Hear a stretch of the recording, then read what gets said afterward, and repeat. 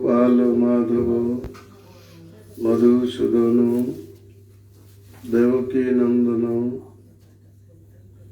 গিরিধারী জয় রাধে শ্যাম।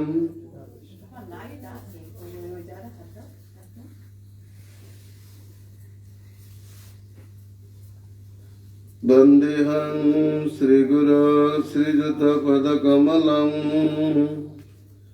শ্রীগুরূন বৈষ্ণবাংশ শ্রীরূপং সগ্রজাতং সগুণ রঘুনাথান্বিতং তং চ জীবং সাদ্বৈতং সাবধূতং পরিজনসহিतं কৃষ্ণ চৈতন্য দেবং শ্রীরাধা কৃষ্ণ পাদান সগুণ ললিতা শ্রী বিশাখান্বিতাংশং নারায়ণং নমস্কৃত্য নরং চৈব নরোত্তমং দেবীং সরস্বতীং ব্যাসং ততো জয়মুদীরয়েৎ। শ্রীকৃষ্ণ ব্রহ্মনারদং ব্যাসসুত সুখানিহং ভাগবত গুরুন বন্দে ভাগবতার্থদায়কং। স্বয়ম্ভো নারদ শম্ভু কুমার মনুকর্দমন প্রহ্লাদ জনক ভীষ্ম বলি যম সুকান নমঃ। শ্রীধর শ্রী সনাতনং সজীব বিশ্বনাথকং মহাভাগবতান বন্দে ভাগবতার্থদায়কং। শ্রীমদ্ভাগবতং বন্দে শ্রীকৃষ্ণং নাথ বিগ্রহং যদিবাশ্রয়মত্রেণ ফলতি প্রেমোপাদপম।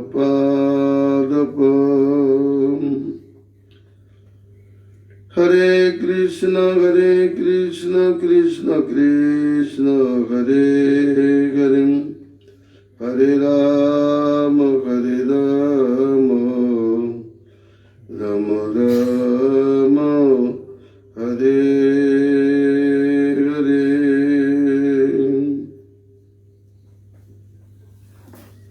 পরম বিজয়তে শ্রীকৃষ্ণ সংকীর্তনম শ্রী শ্রী কৃষ্ণ চৈতন্য চন্দ্র বিজয়তে তমম।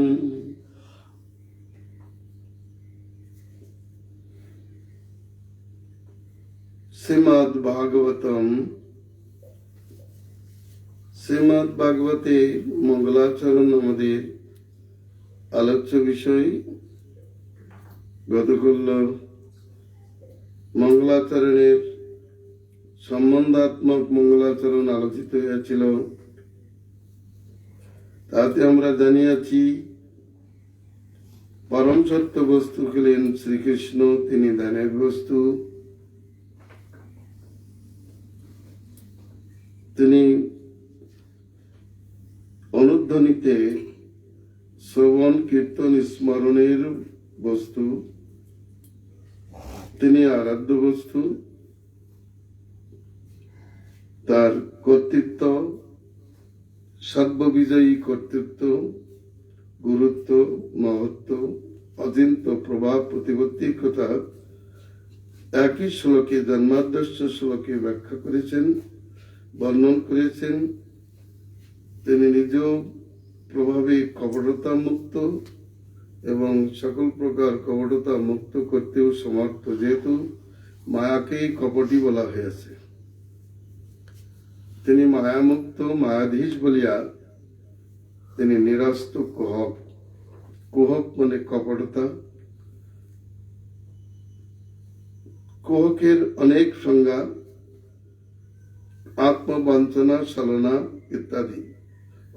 যেমন বলেছেন, কৃষ্ণ কৃষ্ণ ভক্তি বিনা অন্য কামনায় দুঃসঙ্গ কপলতা স্বরূপ।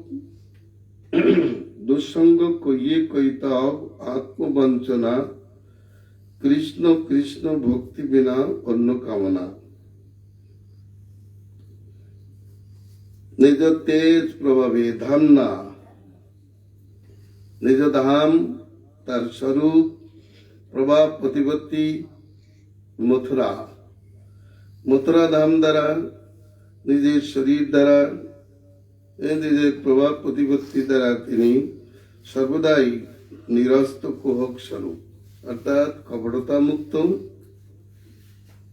এই জন্য তিনি পরম সত্য বস্তু। কপটতা যেখানে থাকে সেখানে সত্যের অস্তিত্ব ভালো থাকে না।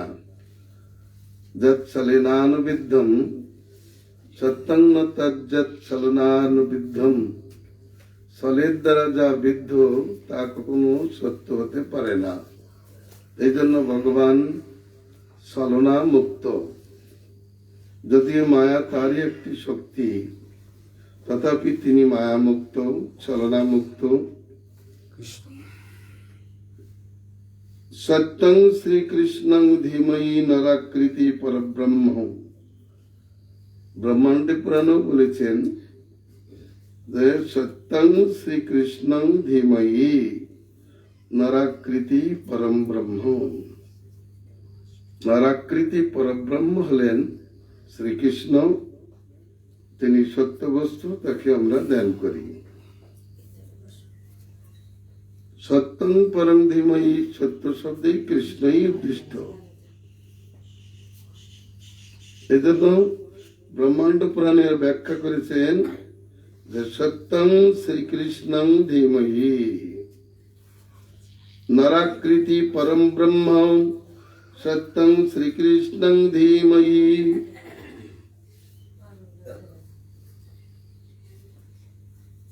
অনন্তর ভাগবতে বর্ণিত ধর্মের কি লক্ষণ, অবিধেয় তত্ত্ব কি? ধর্মই অবিধেয়।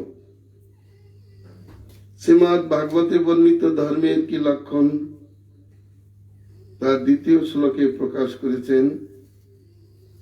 ধর্ম প্রজ্জিত কৈতবত্র পরম নির্মচ্ছরণং শতং বেদং বাস্তবমত্র বস্তু শিবদং তাপত্রয়োন্মূলনম।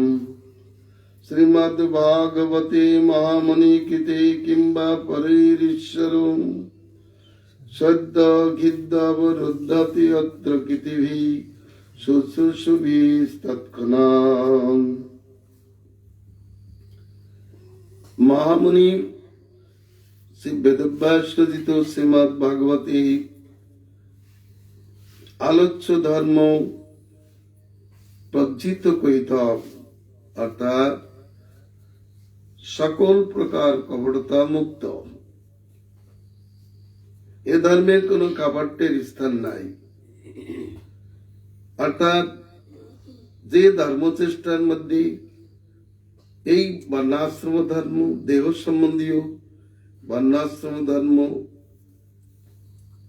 অর্থ, কাম এবং মোক্ষ প্রচেষ্টা নাই, সেই ধর্মই হচ্ছে প্রজিত কৈতব ধর্ম।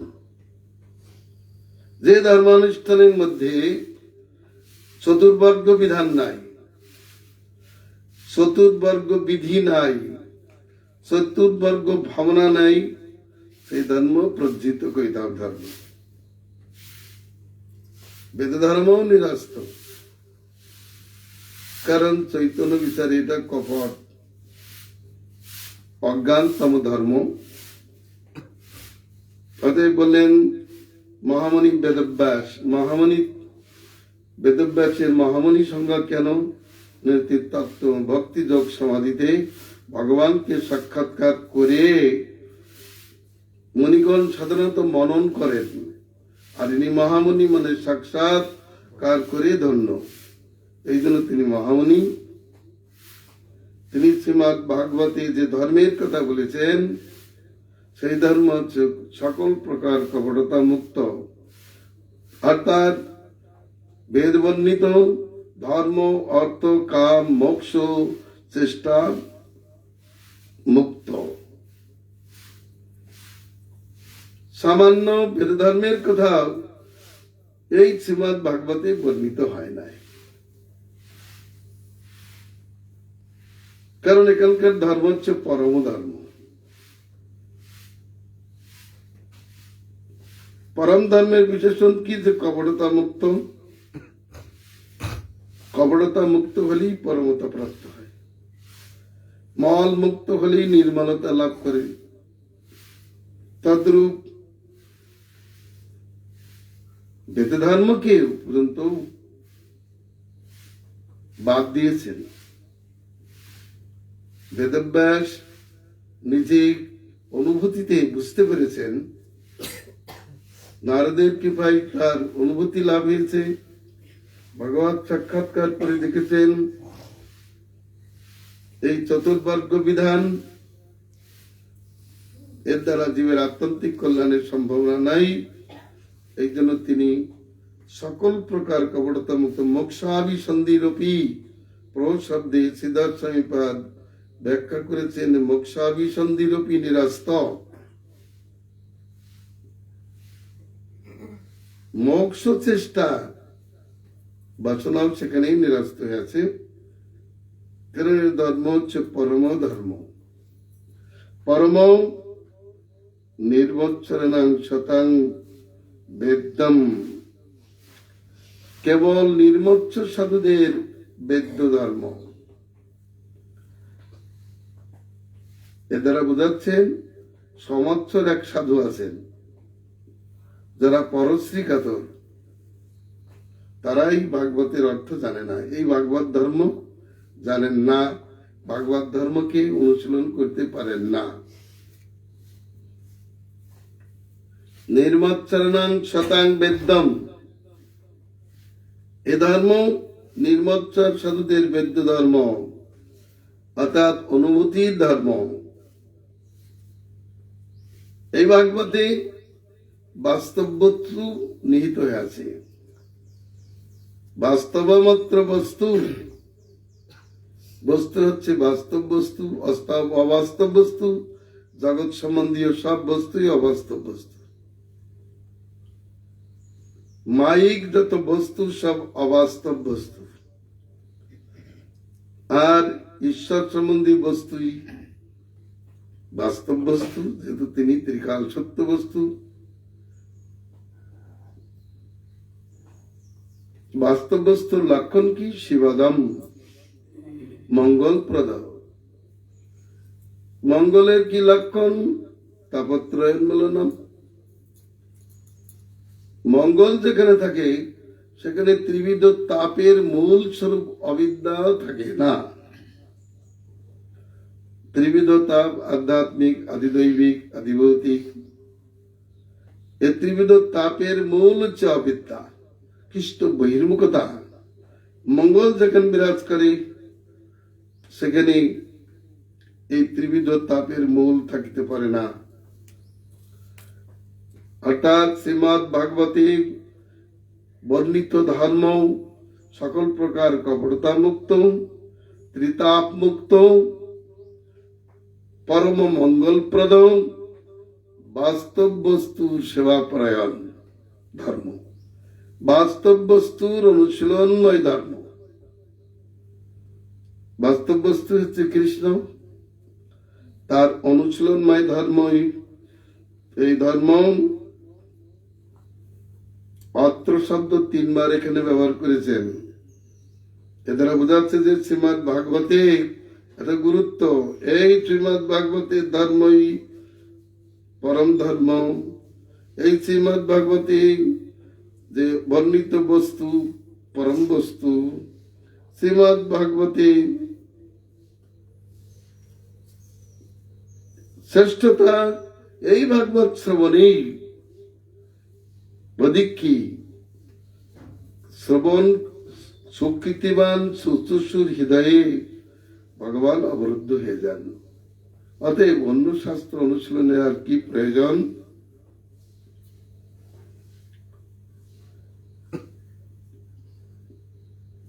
এই বললেন কিংবা পরৈর ঈশ্বর সদ্য কিদ্য অবরুদ্ধতি, সঙ্গে সঙ্গে। অন্য শাস্ত্র অনুসরণের কি প্রয়োজন? বেদব্যাস বলছেন, যিনি রচনা করেছেন অনুশাস্ত্র, তিনি বাদ দিতে বলছেন অনুশাস্ত্র অনুসরণের প্রয়োজন নেই। কারণ এই ভাগবত শ্রবণে অভিলাষী ব্যক্তিদের হৃদয়েও ভগবান সঙ্গে সঙ্গে অবরুদ্ধ হয়ে যান। অবরুদ্ধ কথাটা ভালো করে বুঝুন। ঘরের ভিতরে একজন লোক ঢুকেছে, দরজা বন্ধ করে দিয়েছে, আর সে বেরোতে পারে না, দ্বার বন্ধ। ভগবান হৃদয়ে প্রবেশ করলে আর সেখান থেকে বেরোতে পারেন না, অবরুদ্ধ হয়ে যান। কারাবরুদ্ধের মতো ভক্তের চিত্তে ভগবান অবরুদ্ধ হয়ে যান, আর সেখান থেকে বেরোতে পারেন না। দুটো কারণে, যে কারণ সে পরম ধর্মকে আশ্রয় করে আছে। পরম ধর্মকে আশ্রয় করাই সেই ধর্মের সেব্য দেবতা ভগবান। আর ধর্ম যেখানে থাকে সেখানেই থাকে। যার চিত্ত পরম ধর্মকে আশ্রয় করিয়াছে, যার ইন্দ্রবৃত্তি পরম ধর্মে অনুপ্রাণিত, পরম ধর্মের সেবায় নিযুক্ত, ভগবান তার হৃদয়ে ছাড়া আর কোথায় থাকবেন? অবরুদ্ধ হয়ে যান মানে সেই ভক্তি যোগ, যে ধর্ম, ভক্তি যোগই ধর্ম। ভগবান শাস্ত্রে বলেছেন, আমি না পইছি হৃদয়ার। ভগবান ভক্তের হৃদয় থেকে কখনো তিনি অন্যত্র চলিয়া যান না। যারা প্রেম, যারা পরম ভক্তি যোগ লাভ করিয়াছেন, পরম ভক্তিরূপ ধর্মের অনুশীলন করেন, ভগবান কখনো তার হৃদয় কমল পরিত্যাগ করেন না। আমার ভক্তি যোগের এতই স্বভাব, ভগবানকে বেঁধে রাখে। ভগবান যেমন ভক্তের অধীনে থাকেন, অস্বতন্ত্রের মতো অবস্থান করেন, তাহলে তিনি অবরুদ্ধ হয়ে যান, তাতে আর আপত্তি কি?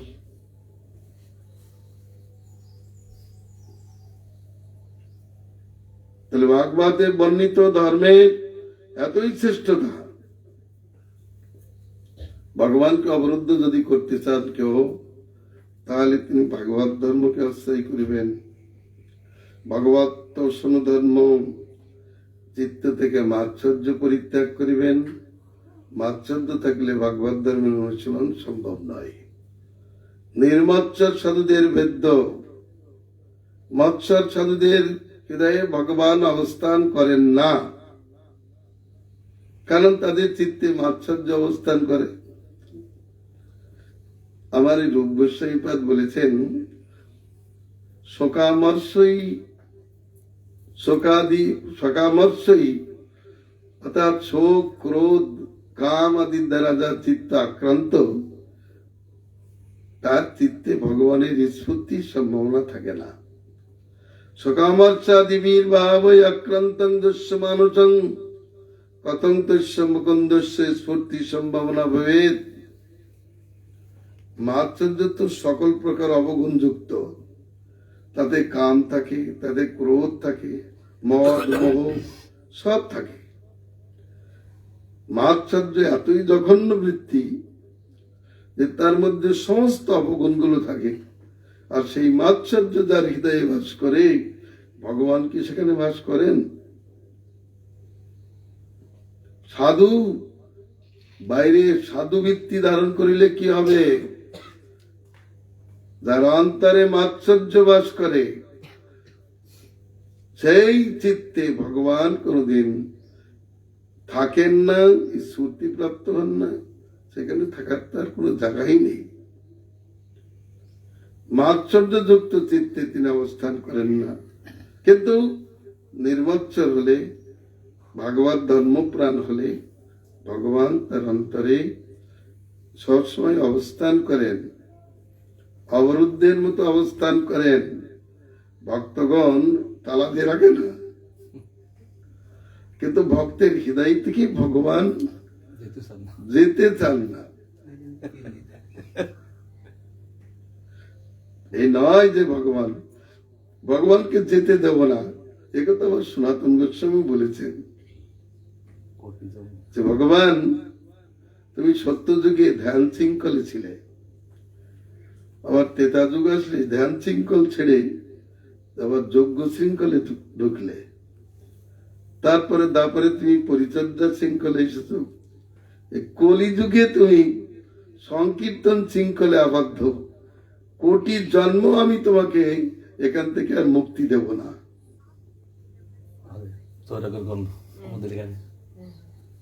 কোটি জন্মেও এই নাম সংকীর্তন শৃঙ্খল থেকে আমি তোমাকে মুক্তি দেব না। তুমি কি করে মুক্ত হও আমি দেখব। আবার তার মানে প্রেম ভক্তির বয়স হলে, প্রেম ভক্তি থাকলে ভক্ত জোর করে বলতে পারে আমি তোমাকে যেতে দেব না। ভগবান যেতে না দিলে তিনি যেতে পারেন না। তার প্রমাণ হচ্ছে ওই দুর্বাসাকে বলেছেন অং ভক্ত প্রাধীন স্বতন্ত্র ভক্ত অধীন অস্বতন্ত্র, আমি স্বতন্ত্রতা প্রকাশ করে কিছু করতে পারি না। ভাগবত ধর্মের এতই গুরুত্ব। একদিকে দুটো কারণে হয়েছে যে সকল প্রকার কপটতা মুক্ত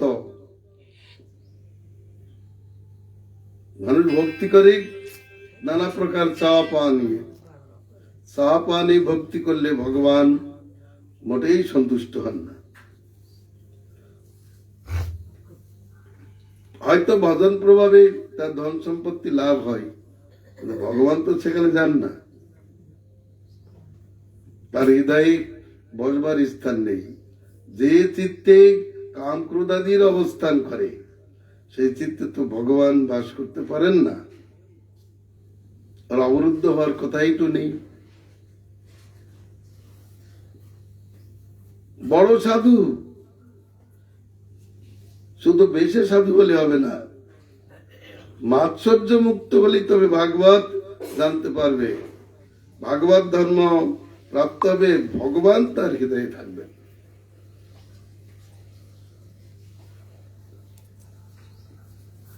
এই জন্য মাৎসর্য মানে পরশ্রী কাতরতা, পরের উদ্ধতি দর্শন করে যার চিত্ত কাতর হয় তিনি পরশ্রী কাতর, তার চিত্তে ভগবান কখনোই বাস করেন না। আবার এই ধর্মটি তিনি জানেন যিনি মাৎসর্য মুক্ত। তাহলে ভাগবত ধর্মের বৈশিষ্ট্য জানলাম যে পরম নির্মৎসর সাধুদের বেদ্য ধর্ম সকল প্রকার কপটতা মুক্ত। এই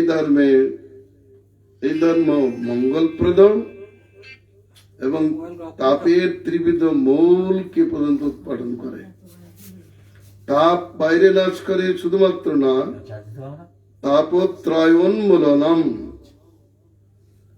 তাপের ত্রিবিধ তাপের মূল হচ্ছে অবিদ্যা, সেই মূলকে উৎপাটিত করে দেয় যাতে আর তার জন্ম না হয়। উপসা কেটে দিলে আবার হয়। যারা কৃষক তারা দেখেছেন, তো শেষে কি করেন, ভিতর থেকে তুলে দেন, মূলত উৎপাদিত করে দিলে আর জন্ম হয় না। অতএব শ্রীমৎ ভাগবতে মহামণিকৃতে কিংবা পরৈরীশ্বরম সদ্য গিদ্দ অবরুদ্ধতি অত্র পৃথিবী চুৎসুবি তৎক্ষণাৎ। বিষয়টি এলো যারা সুকৃতিশালী, ভাগবত শ্রোতাদের মধ্যে যারা বেশি সুকৃতিশালী এবং ভগবানের সেবায় উৎসুক, এমন সুকৃতিশালী এবং সেবাপরায়ণ সেবন উৎসুকের চিত্তে ভগবান অবরুদ্ধ হয়ে যান।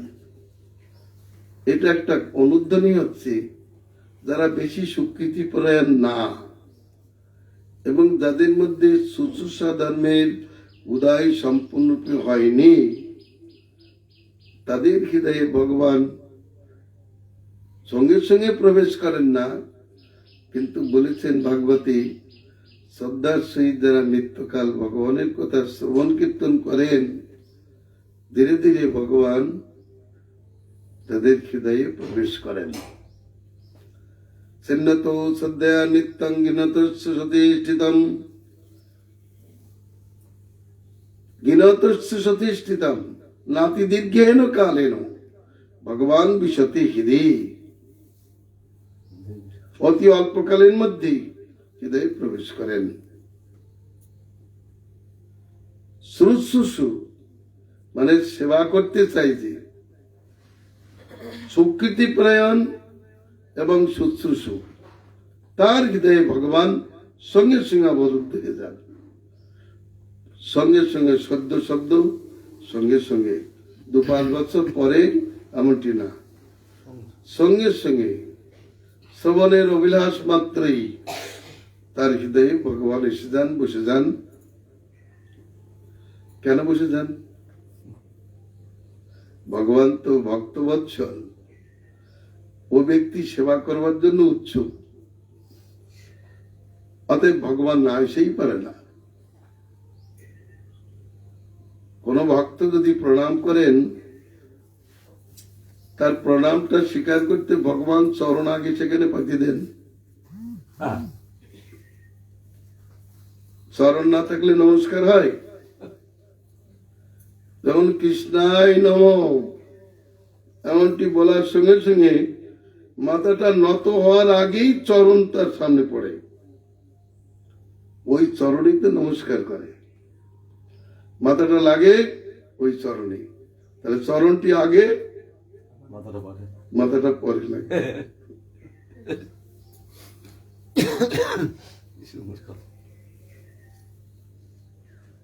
কৃষ্ণাই নম বলার সঙ্গে আগে আগেই ভগবান চরণ দিয়ে দিয়েছেন সেখানে। এটা গাল গল্প কথা না, আগেই ভগবান। কোন ভক্ত, শুদ্ধ ভক্ত যখন কৃষ্ণায় নম নমস্কার বলেনি, কৃষ্ণাই বলেছেন, তখন ভগবান বুঝতে পেরেছেন ও তো নমস্কার করবে, আমার চরণ না হলে নমস্কার কি করে হবে। এই জন্য চরণটা আগেই পেতে দেন, নম বলে ওই চরণে মাথা লাগান। চরণ না থাকলে হয়, ভাগবতে বলেছেন কৃষ্ণ 2 হাতে 2 চরণ ধরে মাথা লাগিয়ে তাহিমাং মধুসূদন মৃত্যু সংসার সাগরাত বলতে হয়, যে মধুসূদন তুমি আমাকে মৃত্যু সংসার সাগর থেকে উদ্ধার করো। তোমরা চরণ ধরে বলতে হয়। চরণ ধরে বলে কারা? অত্যন্ত অপরাধী লোক, তারা চরণ ধরে বলে যে ভগবান তোমার চরণ ধরি, তুমি আমাকে উদ্ধার করো। আবার ভগবান তো চরণটা না থাকলে কি করে বলবেন? অতএব কৃষ্ণাই বলার সঙ্গে সঙ্গে ভগবানের চরণটি সেখানে সর্বত্র পানি পাদন্তাৎ, এই রীতি অনুসারে ভগবান সেখানে চরণ দিতেন, তাকে প্রণাম করেন। তেমনি ভাগবত শুনব এই প্রকার অভিলাষ করার সঙ্গে সঙ্গে ভগবান তার অন্তরে আগে এসে বসেছেন, কারণ সে শক্তিশালী এবং শুশ্রূষু, তার ভিতরে মাধুর্য নেই, তার ভিতরে কপটতা নেই। যার জন্য ভগবান শ্রবণ করবে অবিশ্বাস্য হৃদয়ে পৌঁছে যান। এর আরেকটা কারণ আছে, ভগবান ভাগবত প্রিয়। কোথাও ভাগবত হবে শুনলে আগেই তিনি চলে আসেন।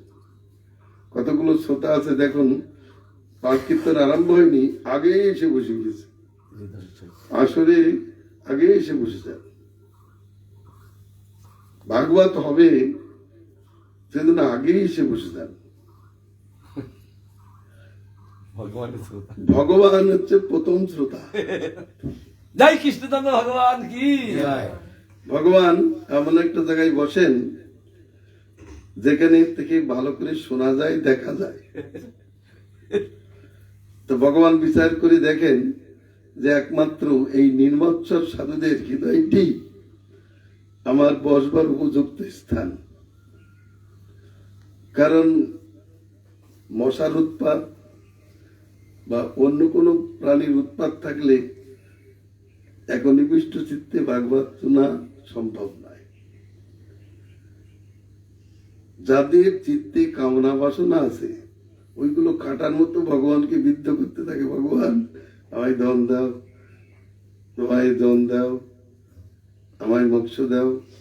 তো এই কথা শুনবে না ভগবান ভাগবত কথা শুনবেন? এই জন্য যেখানে হট্টগোল হয় সেখানে ভগবান বসেন না।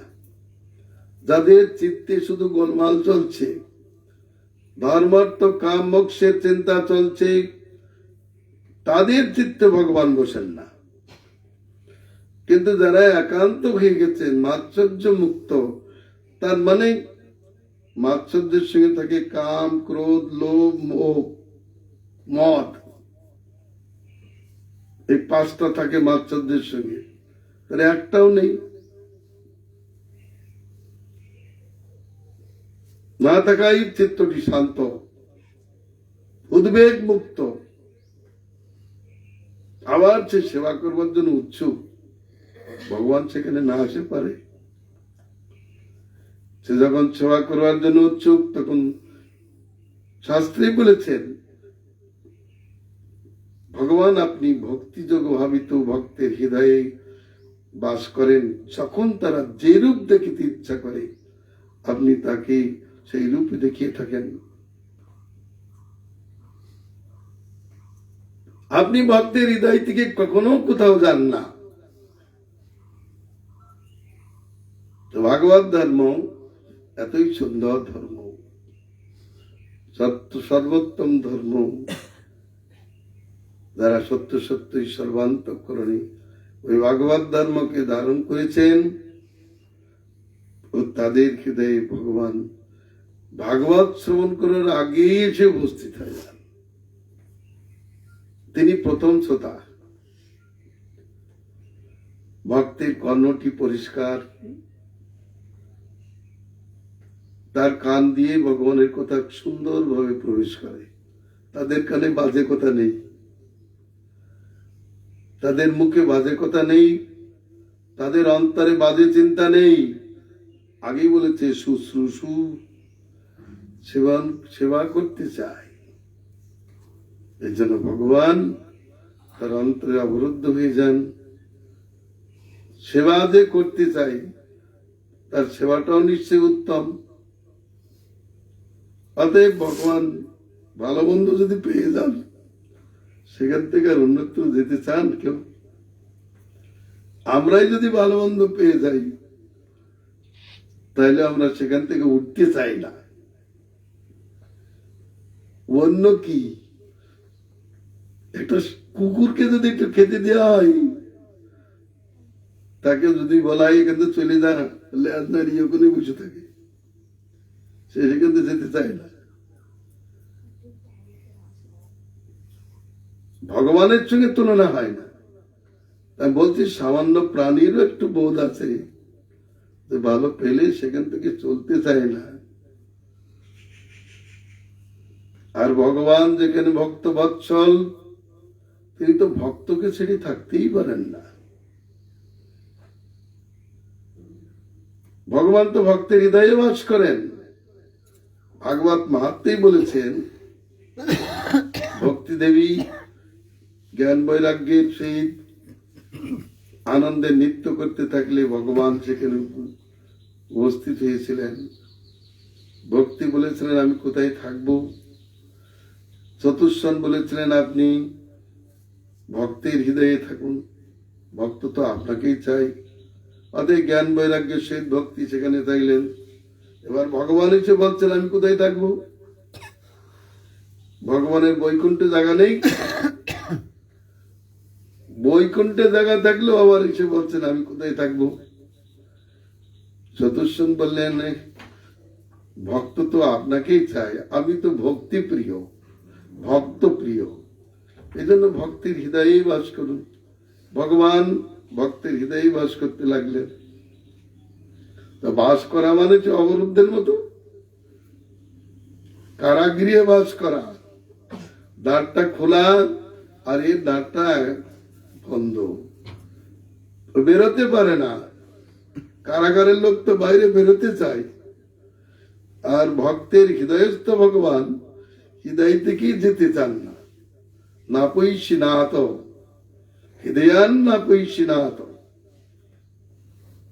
ভক্তের হৃদয় থেকে ভগবান কোন রকমে যেতেই চান না। ও ভাগবত ধর্মের কি মহিমা! এই জন্য এই ধর্মটাকে আশ্রয় করতে হবে। এটাই হচ্ছে শ্রেষ্ঠ অভিধেয় তত্ত্ব, বাস্তব বস্তুকে প্রাপ্তি করায়। বাস্তব বস্তু সেই পরম সত্য বস্তু শ্রীকৃষ্ণ, তার প্রাপ্তির একমাত্র কারণই হচ্ছে ভাগবত ধর্ম। এই ধর্মের দ্বারা ভগবানকে লাভ করে যায়, কিন্তু ওই বেদ ধর্ম ও সকলের দ্বারা লাভ করা যায় না। কোথাও বলেনি ভগবান নো সাধুইতি মাং ধর্ম, নো সাধুইতি মাং যোগ সংকম ধর্মোদ্ধাব, নো সাধ্য তপস্ত্যাগ যথা ভক্তি মমজ্জিতা।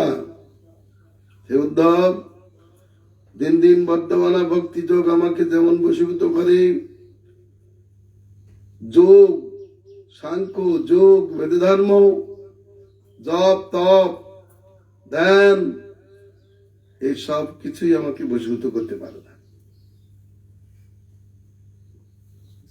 অতএব ভাগবত ধর্ম সে পরম ধর্ম বলি, তাই ভগবানকে বশীভূত করেন। এই জন্য বেদব্যাস বললেন আর অন্য ধর্ম আলোচনা করার কি প্রয়োজন, কিংবা পরেই অপর ধর্মাদি অনুশীলনের আর কি প্রয়োজন। ভগবান যদি অবরুদ্ধ হয়ে যান, ভগবত প্রাপ্তি যদি সুলভ হয়ে যায়, তাহলে কঠোর পরিশ্রম করে অন্য ধর্মকর্মের অনুষ্ঠানের কি প্রয়োজন। অথবা যদি ভাগবত ধর্মেই ভগবান লভ্য হন, তাহলে অন্য ধর্ম অনুশীলনের কি প্রয়োজন? আর কোন প্রয়োজন নাই।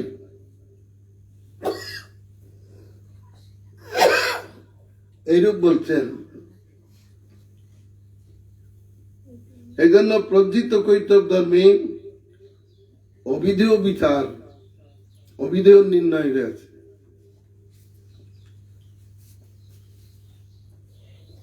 কিম বাবু শাস্ত্র বিস্তারই সহস্র সাধনই তথা শ্রিয়তাং শ্রদ্ধা নিত্যং ভাগবতম নিজাত্তয়ে।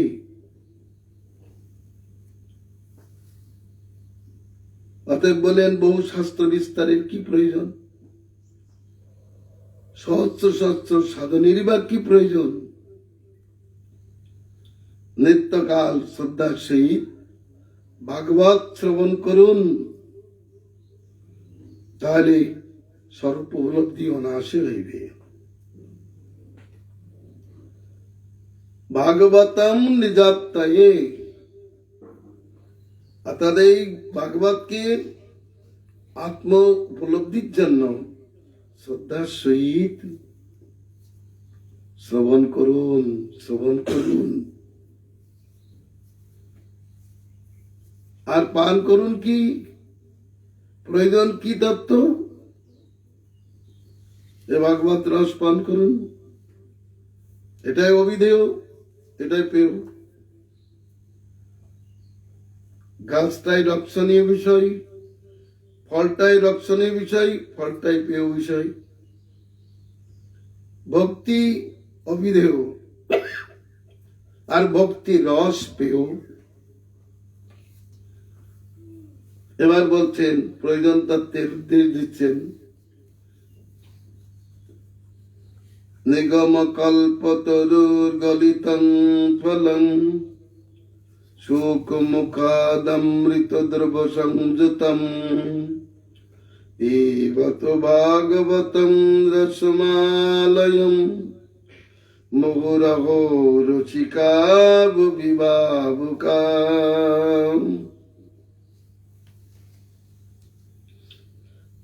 বেদব্যাস বেদ কল্পতরু প্রপক্ষ ফল স্বরূপ শ্রীমদ ভাগবত রচনা করিয়া এই ভাগবত রস পান করবার জন্য রসিক ভাবুকগণকে নিমন্ত্রণ জানিয়েছেন। সংসারে যারা রসিক, যারা ভাবুক, বললেন তোমরা আর অন্য বিষয়ের ভাবনা করতে হবে না, আর অন্য রস পান করে জীবন নষ্ট করতে হবে না। তোমরা যদি রসিক হয়ে থাকো, যদি ভাবগ্রাহী হয়ে থাকো, তাহলে তোমাদের এই নিমন্ত্রণ রইল। তোমরা নিরন্তর মৃত্যুকাল পর্যন্ত মুহুর্মুহু এই ভাগবত রস পান করিতে থাকো। একদিনের জন্য না, দুদিনের জন্য না, নিত্যকালের জন্য মুহুর্মুহু। অর্থাৎ পান করতে করতে যদি মূর্ছাদি হয়ে যায়, মূর্ছা ভেঙে গেলে আবার পান করতে থাকবেন। ছোট শিশু যেমন মায়ের বুকে দুগ্ধ পান করতে করতে ঘুমিয়ে পড়ে, পানটা বন্ধ থাকে, আবার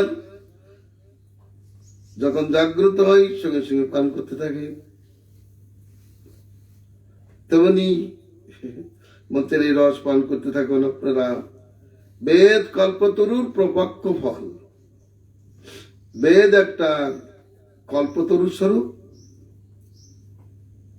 বেদের মূলে আছে ওমকার, কাণ্ডে আছে 4টা বেদ, শাখাগুলির উপনিষদ, পত্র পুষ্প ফল স্বরূপ হচ্ছে পুরাণাদি। তার মধ্যে পাকা ফল হল শ্রীমদ ভাগবত। প্রপক্ষ ফল একেবারে সুন্দর পেকে গেছে, একটু পেকেছে তা নয়, প্রপক্ষ ফল। প্রপক্ষ ফলই তো রসালয় বেশি। আবার এটাই অষ্টি বলকল রহিত, এর আটি নেই, খোসা নেই, শুধু রস। আটি খোসা নেই এমন একটা ফল দেখান তো। যে ফলের সবটাই খাওয়া যায়। আঙুরের তো বীজ আছে, ওর একটু খোসাও আছে। এই ফলের একটা বৈশিষ্ট্য এই যে অষ্টি বলকল রহিত। আটি খোসা ছাড়া তো ফল রস থাকতেই পারে না। কিন্তু এই গাছের বৈশিষ্ট্য, এ ফলের বৈশিষ্ট্য, তার মানে আটি খোসাই তো হচ্ছে কপটতা। অসার, অসার বলে কিছু নেই। শ্রীমদ ভাগবতী এর তাৎপর্যই, এর বলার বক্তব্যই যে এই শ্রীমদ ভাগবতে অসার বলে কিছু নাই। সারং চারং চমদ্দিতম, কারণ বলেছেন সার আর সার বস্তু সংক্রমণ করে রেখা, তোর অসার কোথা থেকে আসবে?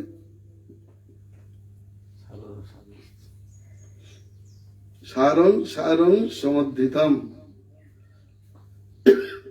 সারাচার বস্তু নিয়ে এসছে, মাড়াই করেছে, আবার সেকেছে, তারপরে সারটা এনেছে। এই জন্য এটি পরম উপাদেয়, গলিতং ফলম। গাছে অনেক সময় দেখা যায় ফল পেকে গলে পড়তে থাকে।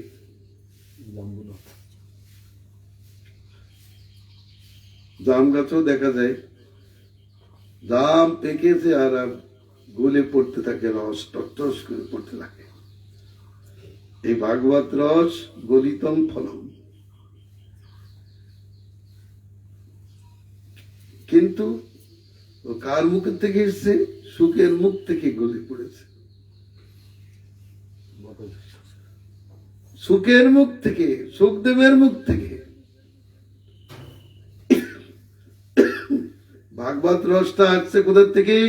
সুখদেবের মুখ থেকে। প্রথম পান করেছেন সুখদেব, পান করিয়েছেন বেদব্যাস।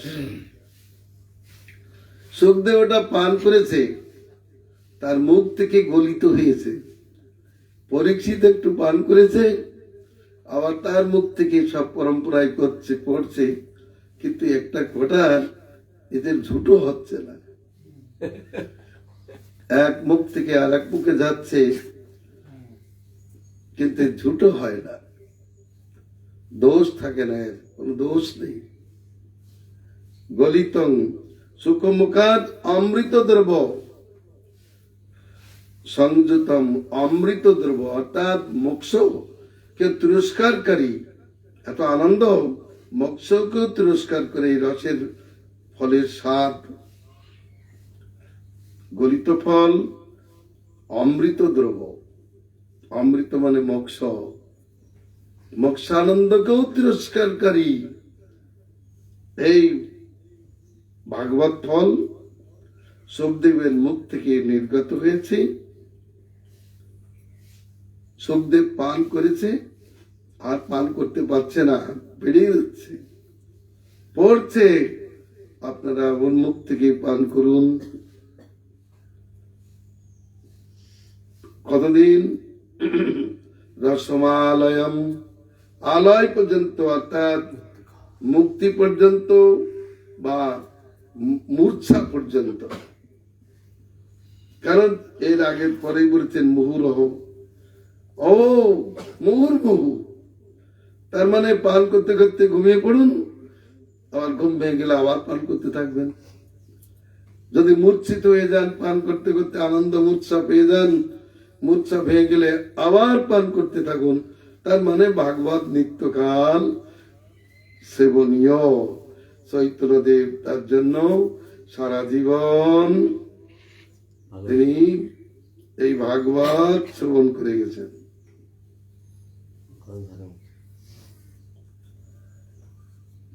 সকলেই পান করুন। যদি বলেন ওই তো রসিক বাবুদের নিমন্ত্রণ করেছে, আমাদের তো নিমন্ত্রণ করলো না প্রসাদ, আমরা যাব কেন?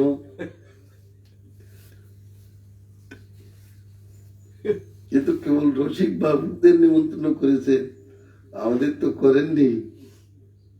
তো বলছে মহোৎসবের কাছে গেলে একটু তো প্রাপ্তি হয়, যেখানে মহোৎসব হয় নিমন্ত্রিত লোকরা খায়, দেখবেন সেখানে অন্যান্য প্রাণীরাও কিছু পায়, পায় না? খুব পায়। অন্তত বৈষ্ণবের উচ্ছিষ্ট তো পাওয়া যায়। যারা পান করছে তাদের মুখ থেকে একটু উচ্ছিষ্ট তো পাওয়া যায়। অতএব আপনারা আসুন, অভিমান করে কি লাভ? আপনারা চলে আসুন। নিমন্ত্রিত লোক তো পান করবেই। আর বলছেন যাদের জন্য নিমন্ত্রণ হয়নি তারা যদি আসে, তারা বাদ পড়বে না। কারণ সাধুদের সঙ্গে যারা আসবে, নিমন্ত্রিত লোকের সঙ্গে যারা আসে, নিমন্ত্রিত লোকের সঙ্গে যদি একটা কুকুরও আসে, তাহলে কুকুরও কিছু পেয়ে যায়, তাকে অনেকে কিছু দিয়ে থাকেন। তা আপনারা সাধুদের আনুগত্যে আসুন। যারা ভাগবত রস পান করতে আসছেন, রসিক বাবুক তাদের সঙ্গে আসুন। তাদের সঙ্গে উঠা বসা করতে করতে করতে আপনারাও একদিন রসিক বাবুক হয়ে যাবেন। এরা যে পান করে একটু দেবে, তাতে আপনারা ধন্য হবেন। অভিমান করে লাভ নেই। আসুন, রসিক ভাবুক উপলক্ষ সর্বজাতীয় জীবকে বলেছেন রসিক বাবুরা পান করবে, আর যারা আসবে তাদের চর্বিত চর্বণ করবে তারা। এই সাধুদের মুখ থেকে উচ্ছিষ্ট বস্তুটা তারা গ্রহণ করবে, করে তারা ধন্য হবে। অতএব সকলের জন্য এই জগতের যারা রসিক ভাবুক তারা তো এই ভাগবত রস পান করে থাকুন, এটা প্রয়োজন তত্ত্ব। এই ভাগবত রস পানই প্রয়োজন তত্ত্ব। তার মানে ভাগবত রস মানে ভক্তি রস, এটা প্রেম বস্তু। ভক্তি রস, ভক্তি গাঢ় হইলে ধরে প্রেম নাম। তার জন্য এটা পানের বস্তু। পিবত ভাগবতম, ভাগবতকে পান করুন না, ভাগবত রসকে পান করুন। বাহ! আর অন্য শাস্ত্রে অনুশীলনে অন্য রস পান করতে হবে না। এই পানে ভববাই চলে যাবে, এতে কোনো দোষ নাই। এই জন্য রসিক ভাবুকদের নিমন্ত্রণ, সঙ্গে সঙ্গে অন্যান্য গণ আসবেন। সর্ব যারা শ্রদ্ধালু তারা অবশ্যই আসবেন, তাদেরকেও ফেলে দেবেন না, তাদেরকেও দিবেন। কিন্তু ওই সাধুদের আনুগত্যে আসতে হবে, দস্যুর মতো আসলে হবে না। সাধুদের আনুগত্যে যদি আসেন তাহলে অবশ্যই একটু প্রাপ্ত হবেন। বৈষ্ণবের আবেদনে কৃষ্ণ দয়াময় এন পাবর প্রতি হবেন সদাই। যখনই দেখবেন যারা পরিবেশন করছেন তারা দেখবেন এটা নিমন্ত্রিত লোকের সঙ্গে একটা শ্রদ্ধালু লোকও এসেছে, তার প্রতি করুণা হবে। যদি দোষ থাকে, শ্রীবাস পণ্ডিতের আনুগত্যে পয়প্পানি ব্রহ্মচারী ঢুকে গিয়েছিল, মহাপ্রভু জানতে পেরে প্রথমে খুব বকাবকি করলেন তাকে। পয়প্পান করলে আমাকে পাই না, ঝাড় বের করো কে। তিনি তো নমস্কার করে চলে যাচ্ছেন, কিন্তু বিনয় নম্র ভাবে যাচ্ছেন। তার ওই নম্রতা দেখে মহাপ্রভু সন্তুষ্ট বলেন, এসো তুমি এসো, দিলেন তার মাথায় চরণ, কৃপা করলেন, ধন্য হয়ে গেল। আর যদি তর্ক করতেন তাহলে অসুবিধা হয়ে যেত। সাধতে হবে রসিক ভাবুককে। কোন ব্যক্তি যদি আগ্রহী, আপনারা ভাগবত রস পান করছেন, আপনাদের তো নিমন্ত্রণ হয়েছে, আমার নিমন্ত্রণ হয়নি। আমার খুব ইচ্ছা একটু ভাগবত রস পান করবো, তা আপনারা একটু আমাকে নিয়ে যাবেন সঙ্গে। বলে এসো, আমাদের পাশে বসবে। প্রথমে তো একটু বলতে পারে ওকে নিমন্ত্রিত, না প্রভু খুব ইচ্ছা, তাই আমি এনেছি, আপনি ওকে কৃপা করুন।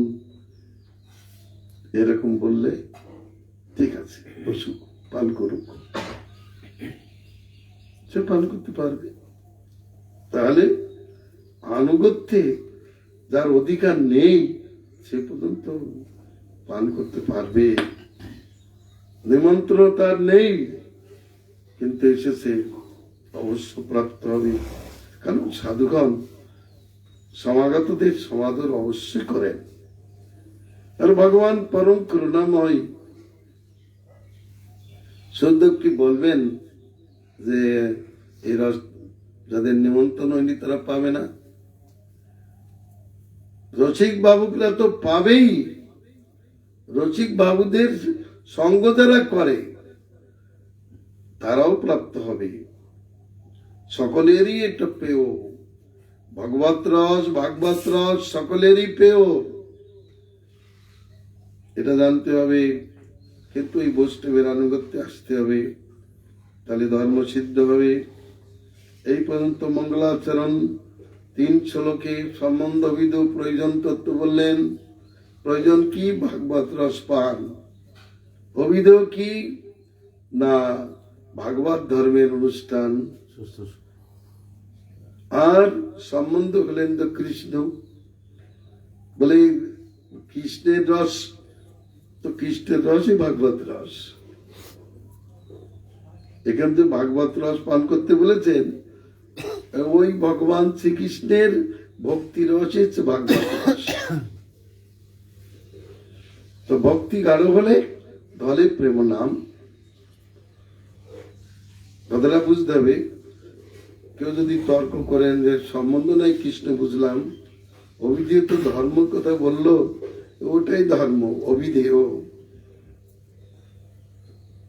ভাগবত ধর্মই অভিধেয়, যে ধর্মের দ্বারা ভগবানকে সেবা করা যায়।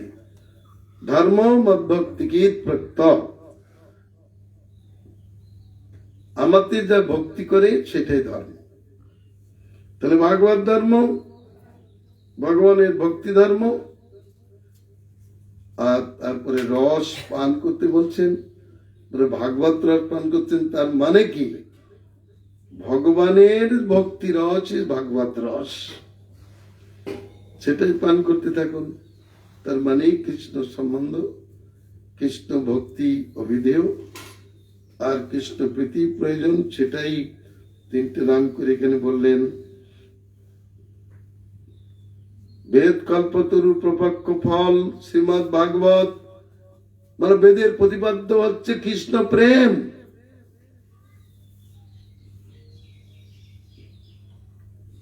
বেদের সম্বন্ধ কৃষ্ণ, বেদের অভিধেয় তত্ত্ব ধর্ম হলো কৃষ্ণ ভক্তি, এবং বেদের প্রতিপাদ্য বস্তু প্রয়োজন তত্ত্ব হলো ভক্তি রস, প্রেম রস পান। সাধন ভজন করে কি জন্য মানুষ? রান্না করতে কষ্ট করি কেন?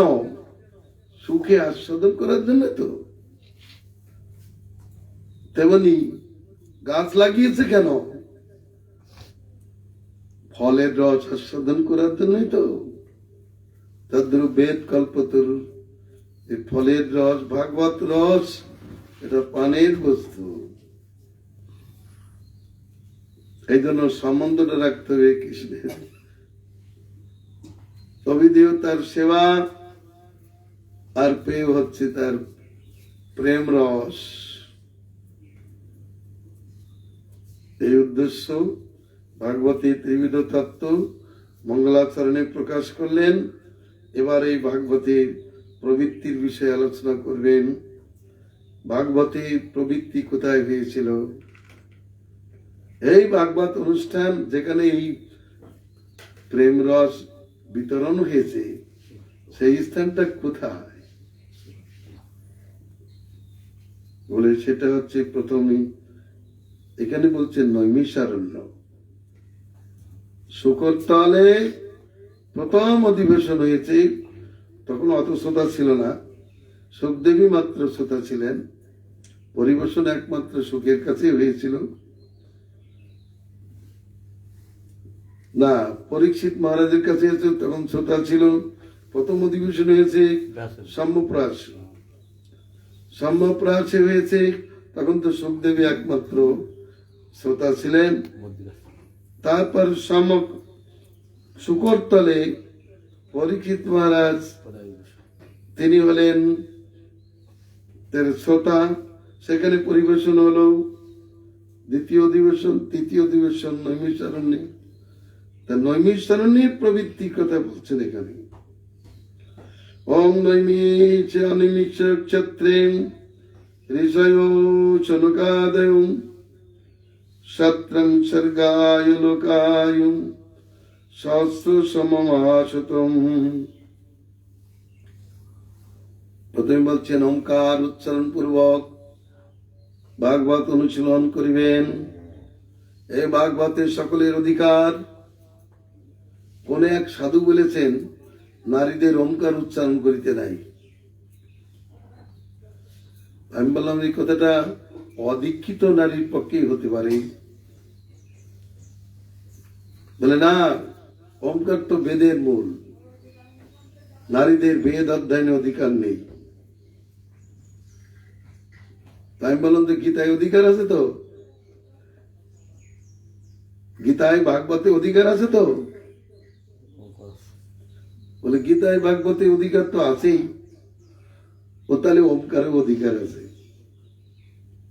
কোথায়? ওম ইত্যেতাৎ ব্যাহরণ, ওম উচ্চারণ করতে করতে যদি কেউ দেহত্যাগ করে তাহলে সে ভগবত ধাম প্রাপ্ত হয়, গীতাই বলেছেন। আর ভাগবতে প্রথমে আলোচনা ওম নৈমিষে অনিমিক সুক্ষত্রে ঋষয় সনকাদয় ওমকার উচ্চারণ করে। ভাগবতের সকলের অধিকার। বেদ উচ্চারণে বেদ অনুশীলনের অধিকার না থাকলেও বেদ শাস্ত্র এই ভাগবত পঞ্চম বেদ উচ্চতে, এ ভাগবত হচ্ছে পঞ্চম বেদ, পঞ্চম বেদের সকলের অধিকার। স্ত্রী শুদ্ধ শ্রদ্ধালু হলে সকলের অধিকার। শুদ্ধদের মধ্যে যারা শ্রদ্ধালু, নারীদের মধ্যে যারা শ্রদ্ধালু ভক্তিমতী, তাদের এই ওমকার উচ্চারণ অধিকার।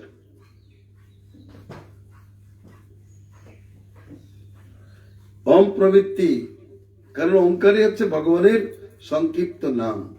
সেব্য সেবক শক্তি সমন্বিত ভগবান ওমকার রূপে তার প্রথম অবস্থান।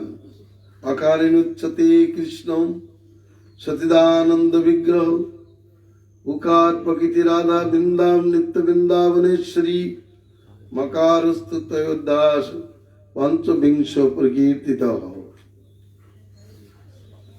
অকারে সচিদানন্দ বিগ্রহ শ্রীকৃষ্ণ, উকার বৃন্দাবনেশ্বরী রাধা, মকার তাদের দুইজনের সেবক তত্ত্ব, পঞ্চবিংশতি তত্ত্ব জীবাত্মা। অতএব সেব্য কৃষ্ণ, তার সেবিকা আছে রাধা, তার শক্তি রাধা, আর তার সেবক জীবাত্মা।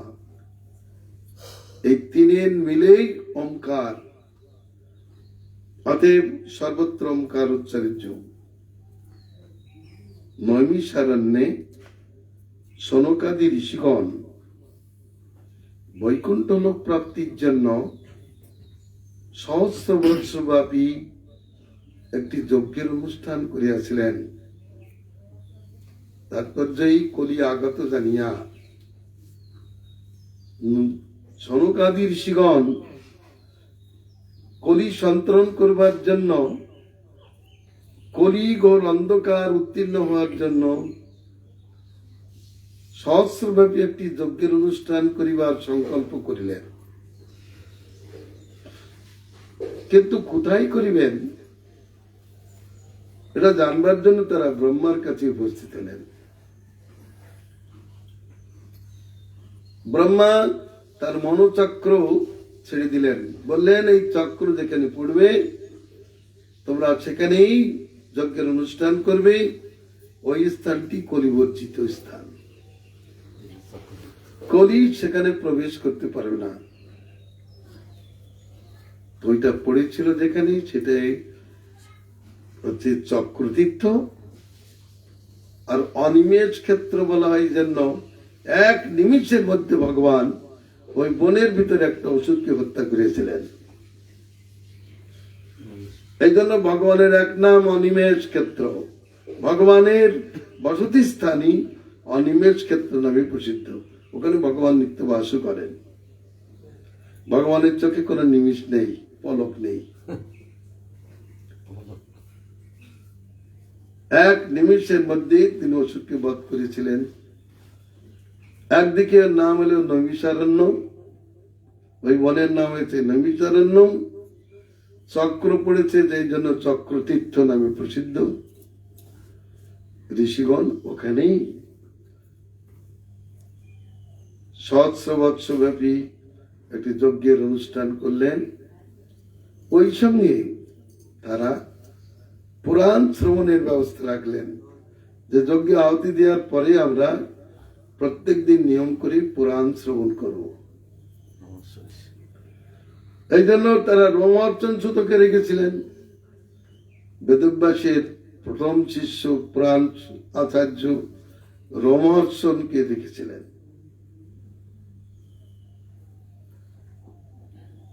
তিনি পুরাণ শ্রবণ করাতেন। তারপরে সুত গোস্বামী তার পুত্রই হলেন সেখানকার আচার্য। কারণ কোন কারণবশত বলদেব সুতকে প্রাণান্ত করলেন। আবার ঋষিদের প্রার্থনায় তারা তারই পুত্র উগ্রশ্রবা সুতকে আয়ুষ, সত্য, বল, আরোগ্য, স্মৃতি, মেধা সবকিছু দিয়ে আসনে বসিয়ে দিলেন।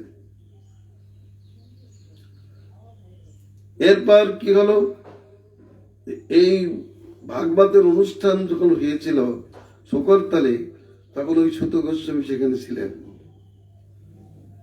পরীক্ষিত মহারাজ চলে যাওয়ার পরে নৈমিষারণ্যে যে ভাগবত অনুষ্ঠান হচ্ছে, ওর বক্তা হচ্ছে সুত গোস্বামী। কারণ সুখদেব বলে গিয়েছিলেন যে এবার ওই নৈমিষারণ্যে সনকাদি ঋষির কাছে এই সুত ভাগবত বলিবেন। সুত গোস্বামী যথারীতি প্রাতকৃত্য করে পুরাণ শ্রবণ সদনে উপস্থিত হলেন। ব্যাসদেবকে নমস্কার করে বসলেন। এদিকে সনকাদি ঋষিগণ যথারীতি সমস্ত শাস্ত্র অধ্যয়ন করিয়াছেন। আপনি বুদ্ধিমান, গুরুদেব শুশ্রূষ শিষ্যকে ভক্তি রহস্য বলিয়া থাকেন। আমরা এই জন্য জানতে চাই, আপনি নিজ মনীষা দ্বারা বলুন এবং তার যশ মহত্ব কীর্তন করুন। আবার এই কৃষ্ণ নিজ ধামে চলিয়া গেলে ধর্মকার শরণাপন্ন আছেন। আপনি আমাদের এই প্রশ্নের উত্তর প্রদান করুন।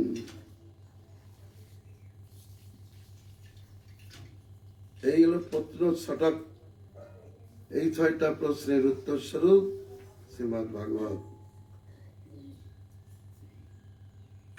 প্রথমই লক্ষণ হচ্ছে জীবের আত্যন্তিক মঙ্গল লক্ষণ কি, আত্মা কি রূপে সম্যক প্রকারে প্রসন্নতা লাভ করে, যদুকুলে ভগবান কেন অবতীর্ণ হইয়াছিলেন, অবতীর্ণ হইয়া তিনি কি কি লীলার অনুষ্ঠান করিয়াছিলেন, তার অবতার চরিত্র শুভপ্রদ তা গান করুন, তার দশমত্ব কীর্তন করুন। তিনি এই জগৎ থেকে চলে গেলে ধর্ম কীর্তি যশ কার শরণাপন্ন আছেন তা বলুন। ভগবান যখন চলে গিয়েছিলেন, ভগবানের সঙ্গে ধর্ম কীর্তি যশ এসব চলে গেছিলেন। কেন যান? ভগবান তো ধর্মের মূল, অর্থাৎ সত্য ধর্ম ভগবান। ভগবান যখন চলে যান, সত্য ধর্মাদি ভগবানের সঙ্গে চলে যান। এই ঋষিদের প্রশ্ন, এই প্রশ্নের উত্তর করেছেন সুত গোস্বামী 2য় অধ্যায়ে